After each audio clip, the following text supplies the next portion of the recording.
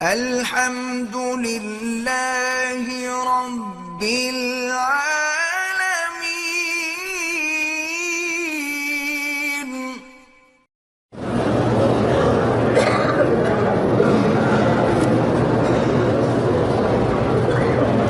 بھائی حدود حرم میں جہاں بھی ہوں 1 کا لاکھ ملتا ہے. اگر جماعت سے پڑھیں گے 25 درجے اور زیادہ ہو جائیں گے.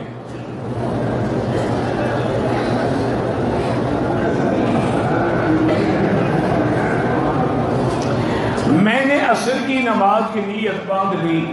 میرے ساتھ جو لوگ کھڑے تھے وہ آگے چلے گئے. اب میں اکیلا رہ گیا. آپ کو بھی آگے چلا جانا چاہیے.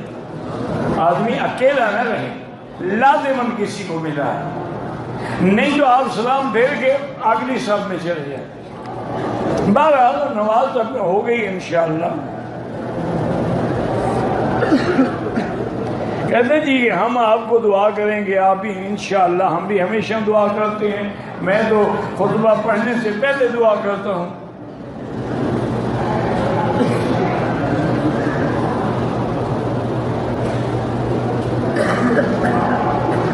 جی آپ کے قاتل جو تھے نا، حضرت عمر کا قاتل جو تھا بدبخت، وہ ابو لولو فیروز تھا.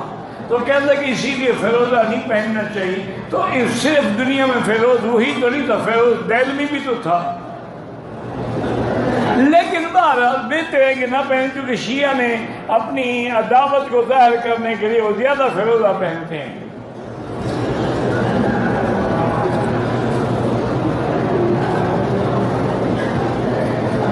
کہتے ہیں قربانی کے لیے ہم نے کہا 10 کو رمی کے بعد کسی وقت حل کروا لیں. بہرحال جو ہو گیا ہے نا، اب مسئلے نہ پوچھیں. جنہوں نے بینکوں میں دی ہے وہ وقت پہ نہیں ہو سکتی، لیکن اللہ قبول فرمائے. حنفی مسلک میں تو دم ہے، سیدھی سی بات ہے.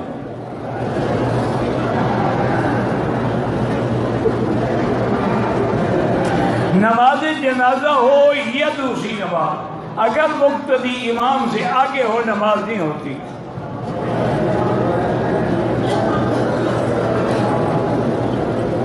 میرے والدین حج پہ آئے، شدید بیماری کی وجہ سے مینا میں رات قیام نہیں کر سکے. ہوٹل میں رہے، کوئی حرج نہیں، کوئی دم نہیں. حیض والی عورت حرم میں داخل ہی نہیں ہو سکتی، گھر میں بیٹھی رہے، وہیں بیٹھ کر ذکر کرتی رہے.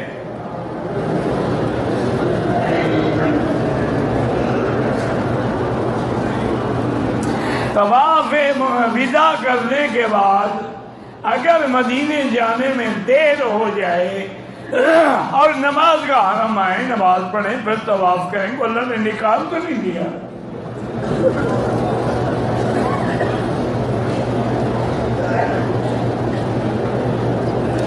میری بیوی نماز نہیں پڑھتی، اللہ ہدایت دے. امام احمد بن حنبل رحمۃ اللہ علیہ کے نزدیک مرد ہو یا عورت اگر ایک نماز بھی چھوڑ دے وہ کافر ہو جاتا ہے.